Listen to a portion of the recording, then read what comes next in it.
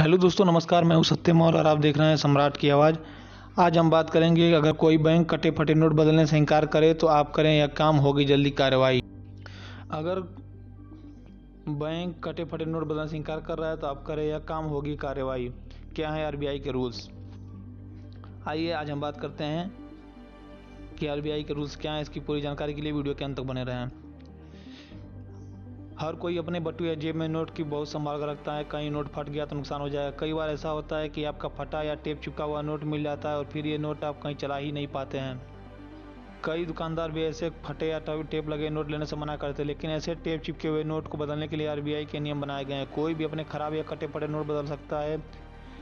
आप जान कि बैंक नियमों के मुताबिक इन नोट को आप बैंक से बदल सकते हैं और पूरा पैसा वापस ले सकते हैं। अगर आप किसी भी टेप चिपके नोट बदल सकते हैं, इसके लिए आपको नियम और इसकी प्रक्रिया का पता होना जरूरी है। रिजर्व बैंक ऑफ इंडिया के नियमों के मुताबिक कोई बैंक कटे फटे करेंसी नोट बदलने से मना नहीं कर सकता। इसके लिए अलावा का बट्टा भी काटा नहीं जा सकता। अगर कोई बैंक ऐसा करने से इनकार करता है तो उसके खिलाफ कार्रवाई भी की जा सकती है। अगर आपके पास कटे फटे करेंसी नोट हैं तो आप खुद का नुकसान न होने दें, बल्कि इसे बदलने के लिए आपको इसके बदले पूरा मूल्य वापस मिल जाएगा। रिजर्व बैंक ऑफ इंडिया में कटे फटे करेंसी नोट बदलने के दिशा निर्देश तैयार किए गए हैं। मार्केट में घूम रहे कटे फटे करेंसी नोट देश के किसी भी बैंक में बदलाए जा सकते हैं। इसके लिए आपको होम ब्रांच जाना जरूरी नहीं है। बेशक ऐसे करेंसी नोट बदलने से मना करने वाले बैंक के खिलाफ कार्रवाई की जा सकती है, लेकिन इसकी कुछ शर्तें भी हैं। बता दें कि नोट जितनी बुरी हालत में होगा उसकी कीमत उतनी ही कम होती जाएगी।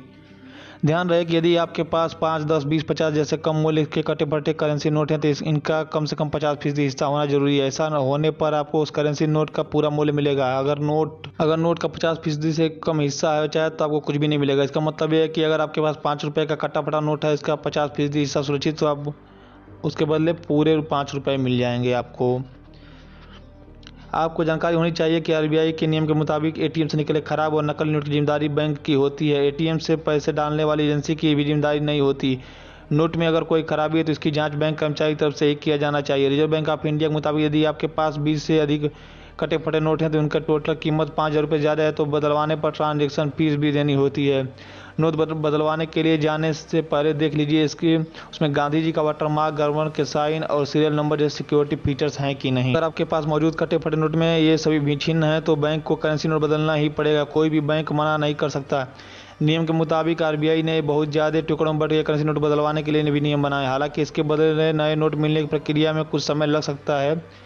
इसके लिए सही प्रक्रिया यह है कि आपको आरबीआई की ब्रांच में पोस्ट से ये नोट भेजने होंगे, जिसमें आपको अपने अकाउंट नंबर की जानकारी भी देनी होगी।